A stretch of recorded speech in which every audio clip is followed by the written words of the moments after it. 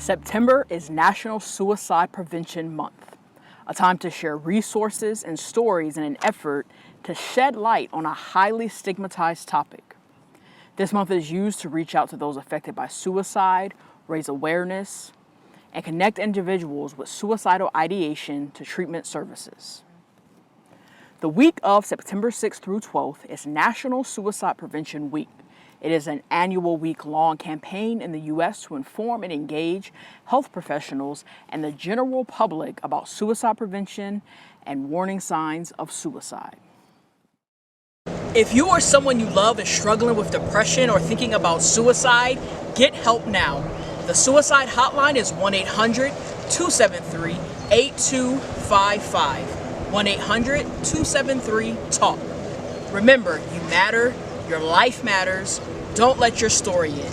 If you would like to help me raise awareness about suicide prevention, visit my website at www.lifemattersplusone.com. There you can purchase one of the newest pieces of merchandise, Don't Let Your Story In. LMP1 family, welcome to another episode. This episode specifically being about suicide prevention, suicide awareness, and discussing suicide prevention being more than a crises hotline.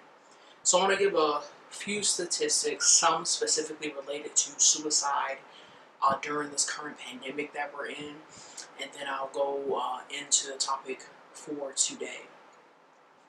So suicide is a national health problem that ranks as the second leading cause of death for ages 10 through 24. During the pandemic we're experiencing, pay close attention to your children and loved ones for sudden, abrupt changes in their personality. There has been a 50% increase in deaths by suicides in teens since the pandemic. During this pandemic, mental health factors such as loneliness and depression can become issues as we limit social interaction that most have become used to daily. During these uncertain times, many have experienced a sense of hopelessness and thoughts of ending their lives. We need to focus on suicide prevention every day of every year. Continue to help spread awareness not only this month, but every day. Everyone is affected by suicide, not just the victim. Suicide affects family and friends long after the loss of a loved one. One person commits suicide every 16.2 minutes. And I'll say this and share this throughout. You've seen it prior to. I'm going to share it now. I'm probably going to share it again. If you or someone you love is struggling with depression or thinking about suicide, get help now. The suicide hotline is 1-800-273-8255. 1-800-273-TALK. So, suicide prevention being more than just that hotline that we talked about. So, I got kind of like 10 bulleted points I want to kind of discuss and share with you as ways for you to be a part of suicide prevention, of suicide awareness, and the role that you can play, because you may be saying, like, what can you do, right? So the first one, not bullying online or in real life. And you may be saying to yourself, I'm not a bully, but we all have witnessed bullying. And when we do witness it, the part and role we can play is putting it to an end and confronting that person who is being a bully, whether it's going on in real life. It's not to say that you're going to end all bullying, but take a step and stand up for those that can't stand up for themselves. Being kind and supportive of others. I've seen it a lot. I've heard it a lot. In a world where you can be anything, be kind. It's not hard. And if we had more people being kind in this world, the world would be a better place. Not judging or dismissing one's struggle. This is a huge one.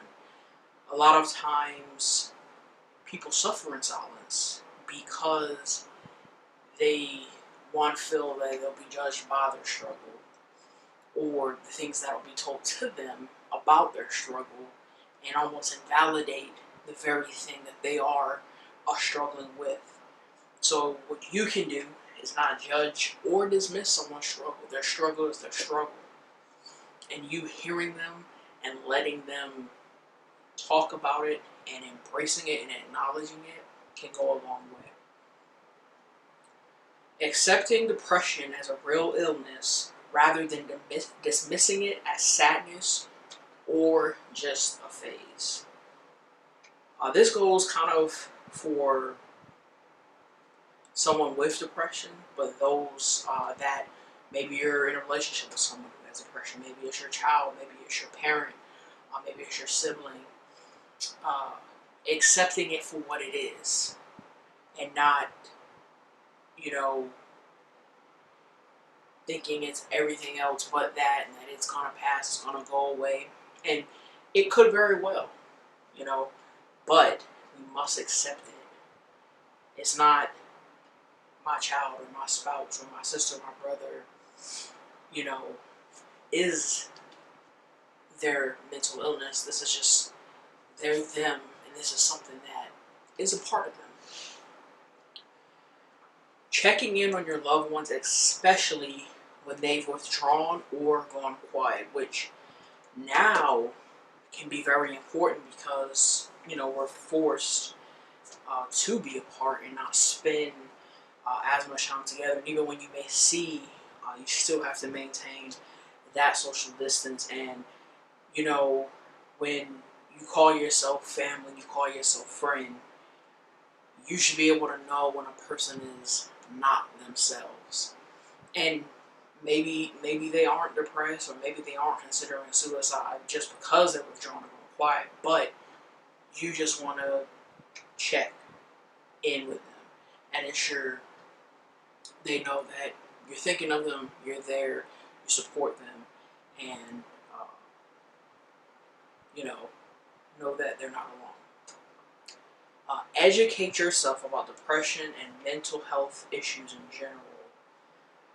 This is a big part of, I think, changing the stigma that exists around mental health, around mental illness, around depression, and all that falls under that umbrella is knowing and having a general knowledge, because then you can maybe see, the symptoms, and maybe see someone when they aren't, being themselves, and maybe there's a potential risk of them even considering suicide. Again, about the struggles, reassuring others that their struggle is nothing to be ashamed of, and that they're worthy regardless. Again, just letting them know, them having a struggle, them having this mental illness, them suffering from depression doesn't make them any less of a person. It doesn't change their worth of who they are. Just giving them that reassurance. Not just reminding someone you'll get through this together, but showing them. It's often said, people are not impressed by what you say, but what you do. So if I say I'm here for you and I'm with you, I should show you in that action that stands to be true. And this could just be if let's say I know you are having, one of your bad days when it comes to depression, stress, or anxiety, or whatever it is you might suffer from. Task, no matter how big or small, can be very challenging to accomplish in that day. So you can assist, them, or I can assist somebody in that to help, get through that day. So that would be a large scale of a gesture, but it can be something as small as maybe you going and sitting with a friend and just letting them talk, or watching the kids for an hour or two, and they can just get a breather And the final one, giving them the love they're unable to give themselves in their darkest moments. I think that speaks volume. We can show a person the very thing they can, show or give to themselves. These are just a few, but I really wanted to share and show how, again, suicide prevention goes beyond that hotline and how everyone can be a part of suicide prevention and suicide awareness. So again, not bullying online or in real life, being kind and supportive of others, not judging or dismissing one's struggle, reassuring loved ones they're not a burden, accepting depression as a real illness rather than dismissing it as sadness or just a phase, checking in on your loved ones, especially when they've withdrawn or gone quiet, educating yourself about depression, mental health issues in general, reassuring others that their struggle is nothing to be ashamed of and that they're worthy regardless. Not just reminding someone you'll get through this together, but showing them. Giving them the love they're unable to give themselves in their darkest moments. And again, if someone you love is struggling and thinking about suicide, there is a suicide hotline, 1-800-273-8255, 1-800-273-TALK. And I said it before and I'm going to say it again. Remember, you matter. Your life matters. Don't let your story in. And again,